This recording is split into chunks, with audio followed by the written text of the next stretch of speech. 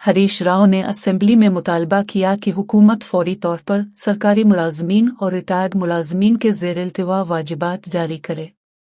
Police के लिए बहुत सारे सरेंडर लीव, DA और TA ज़ेर-इल्तिवा हैं और कांग्रेस हुकूमत ने उनकी वजह से हेल्थ सिक्योरिटी स्कीम को भी मनसूख कर दिया है। मुराद न मिलने की वजह से रिटायर्ड मुलाजमीन को शदीद मुश्किलात का सामना है।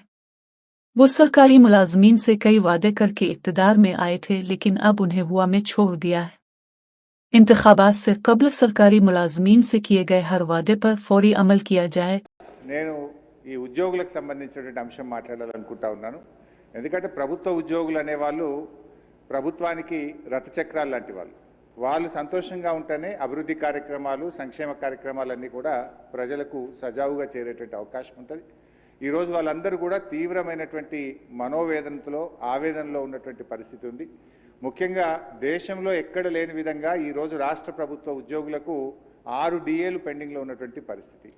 అదేవిధంగా PRC అధ్యక్ష, ఈ ప్రభుత్వం వచ్చి 2 సంవత్సరాలైనా ఇంతవరకు PRC ఇయ్యలేదు. ఉద్యోగులందరూ కూడా కోరుతా ఉన్నారు వెంటనే PRC విడుదల చేయాలని.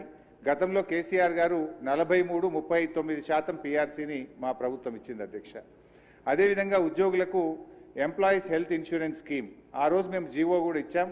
దాన్ని మీరు అమల్లోకి తెస్తామని చెప్పి మేనిఫెస్టోలో పెట్టి కూడా EHS స్కీమ్ను అమల్లోకి తేలేదు. దాన్ని కూడా వెంటనే అమల్లోకి తేవాలి. ఉద్యోగుల GPF తదితర బకాయిలన్నీ కూడా విడుదల చేయాలని మీ ద్వారా ప్రభుత్వాన్ని కోరుతున్నాం అధ్యక్ష. ముఖ్యంగా రిటైర్డ్ ఉద్యోగులైతే ఈ మధ్య మనం చూస్తూ ఉన్నాం 39 మంది రిటైర్డ్ ఉద్యోగులు బెనిఫిట్స్ ప్రభుత్వం నుంచి వాళ్ళ సేవింగ్స్ వాళ్ళకి ఇవ్వకపోవడం వల్ల వైద్యం కూడా చేయించుకోలేక ఈరోజు 39 మంది రిటైర్డ్ ఉద్యోగులు మరణించారు. BRS హయాంలో కూడా దాదాపు 15,000 మంది రిటైర్డ్ ఉద్యోగులు రిటైర్ అయితే వాళ్ళందరికీ మేము టైం మీద డబ్బులు ఇచ్చాం. కానీ కాంగ్రెస్ హయాంలో, ఎందుకంటే ఈరోజు నేను అసెంబ్లీకి వస్తూ ఉంటే పొద్దున్నే నా సిద్దిపేటలో ఒక డాక్టర్ జగత్ Kumar Reddy retired JD veterinary పొద్దున్నే నా దగ్గరికి వచ్చి, అన్నా కొద్దిగా అసెంబ్లీలో మాట్లాడు, నేను అక్టోబర్ 2024లో రిటైర్ అయినా, ఇంతవరకు ₹1 రాలేదు. హైకోర్టుకు పోయి ఆర్డర్ తెచ్చుకున్నా, అయినా రాలేదు. హైకోర్టులో కంటెంప్ట్ వేస్తే కూడా వాయిదాలు అడుగుతూ ప్రభుత్వం మమ్మల్ని ఇబ్బందులు పెడతా ఉంది. మా రిటైర్డ్ ఉద్యోగుల పెన్షన్ బెనిఫిట్లు ఇప్పించండి, చావు బతుకుల్లో ఉన్నటువంటి మమ్మల్ని కాపాడండి. 30-35 ఏళ్ళు ప్రభుత్వానికి సేవ చేసినటువంటి రిటైర్డ్ ఉద్యోగులను ఈ రకంగా వేధించడం ప్రభుత్వానికి తగదు, దయచేసి ప్రభుత్వం దృష్టికి తీసుకుపోండి అని చెప్పి పొద్దున్నే నా ఇంటికి 7 గంటలకే వచ్చి కూర్చున్నాడు సార్. నేను బయటకు వచ్చేసరికి ఏంది ఇంత పొద్దున్న వచ్చినామంటే, ఇట్లా ఉందన్న ఆరోగ్యం బాగాలేదని చెప్పమంటే బట్టి గారికి చెప్తా తప్పకుండా ఈరోజు నేను మాటించి వచ్చి ఈరోజు చెప్తా ఉన్నాను అధ్యక్ష. అదేవిధంగా అధ్యక్ష, CPS ఉద్యోగులను OPSగా మారుస్తామని ఆ రోజు కాంగ్రెస్ పార్టీ ఎన్నికల్లో హామీ ఇచ్చింది. మరి ఎప్పటిలోగా ఓల్డ్ పెన్షన్ స్కీమ్ అమలు చేస్తారు? మరి ఈలోపు గత 2 సంవత్సరాల నుంచి CPS కింద రాష్ట్ర ప్రభుత్వం కట్టాల్సిన కాంట్రిబ్యూషన్ డబ్బులను కూడా మీరు కట్టకుండా దాన్ని దారి మళ్లిస్తూ ఉన్నారు.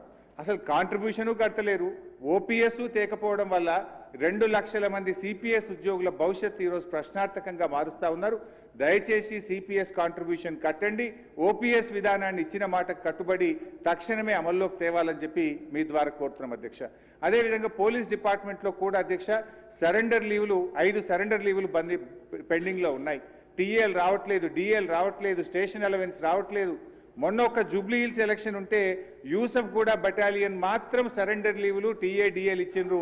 రాష్ట్రంలో 1,00,000 మంది పోలీసులకు సరెండర్ లీవులు TAలు DAలు రాక ఇబ్బందులు పడతా ఉన్నారు. దయచేసి పోలీసులను కూడా ఆదుకోవాలని, గతంలో నేను ఫైనాన్స్ మినిస్టర్గా ఉన్నప్పుడు ఎప్పటికప్పుడు సరెండర్ లీవులు TA DAలు ఇచ్చాం. ఈ ప్రభుత్వం వచ్చిన 2 సంవత్సరాల నుంచి పెండింగ్లో ఉన్నాయి కనుక వాటిని విడుదల చేయండి.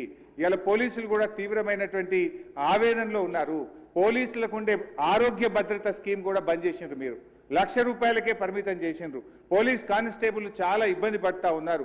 ఆరోగ్య భద్రతను పునరుద్ధరించండి, గతంలో మాదిరిగా కార్పొరేట్ వైద్యం పోలీసులకు అందించాలని చెప్పి కోరుతూ కాంగ్రెస్ పార్టీ ఎన్నికల మేనిఫెస్టోలో తక్షణమే మేము ఉద్యోగులకు PRC ఇస్తాము, పెండింగ్ DAలు ఇస్తాము, బకాయిలు ఇస్తాము, OPS తెస్తామని మాట ఇచ్చి ఈరోజు కాంగ్రెస్ పార్టీ 2 ఏళ్లైనా అమలు చేయకుండా మోసం చేస్తూ ఉంది.